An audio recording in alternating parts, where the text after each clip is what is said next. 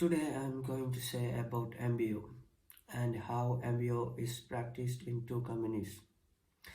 The definition of MBO is management by objectives. What is management by objectives?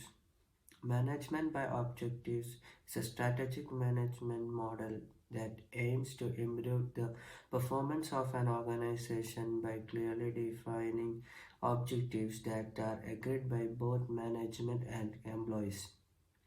According to this theory, having a say in goal setting and action plan encourages participation and commitment along employees, as well as aligning objectives across the organization. The term was first outlined by management guru Peter Drucker in his 1954 book, The Practice of Management. Management by objectives is the establishment of a management information system to compare actual performance and achievements to the defined objectives. Practitioners claims that the major benefits of MBO are that it improves employee motivation and commitment and allows for a better communication between management and employees. However, a cited weakness of MBO is that it handily emphasizes the setting of goals to attain the objectives. Rather than working on a systematic plan to do so, the critics of MBO such as Edward Deming argues that setting a particular goal like production targets lead workers to meet those targets by any means necessary, including shortcuts that results in poor quality. In his book that coined the term, Peter Drucker set forth several principles for management by objectives. Objectives are laid out with the help of employees and that are meant to be challenging but achievable. Employees receive daily feedback and the focus is on reward rather than punishment. Personal growth and development are emphasized rather than the negativity for failing to reach the objectives. The Drucker believed that MBO was not a cure at all, but a tool to be utilized.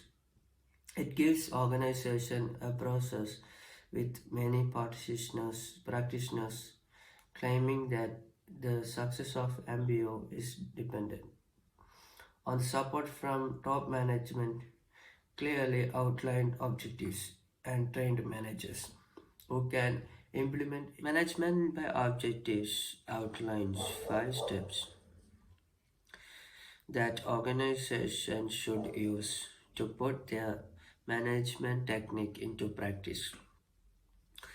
The first step is to either determine or revise the organizational objectives for the entire company. This broad overview should be derived from the firm vision and mission. The second step is to translate the organizational objectives to the employees. Drucker used the acronym SMART.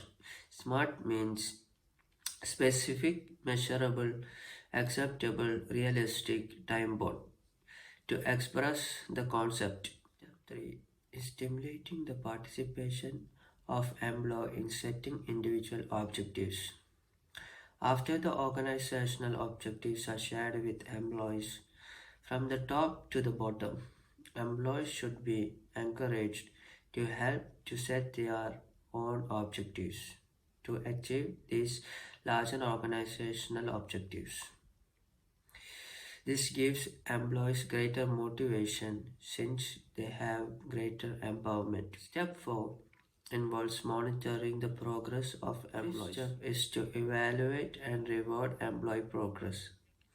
This step includes honest feedback on what was achieved and not achieved for each employee. Now let's take 2 examples to look how 2 companies practices MBO. The first company I took is Intel. I want to say about the Intel. A manager's guide at Intel provides the following directions. At first, start with a few well-chosen overriding objectives. Second, set your subordinates objectives that fit in with your overriding objectives. And number three, allow your subordinates to set their own key results to enable them to meet their objectives. And the second company which I chose is the Glaxo India Limited. Let's look how it follows MBO. It is a large Indian pharmaceutical company with a large manufacturing base and a countrywide marketing network. It adopted a growth approach to setting objectives at the corporate, divisional, and departmental levels. The main emphasis are, are on the strengthening planning at different levels.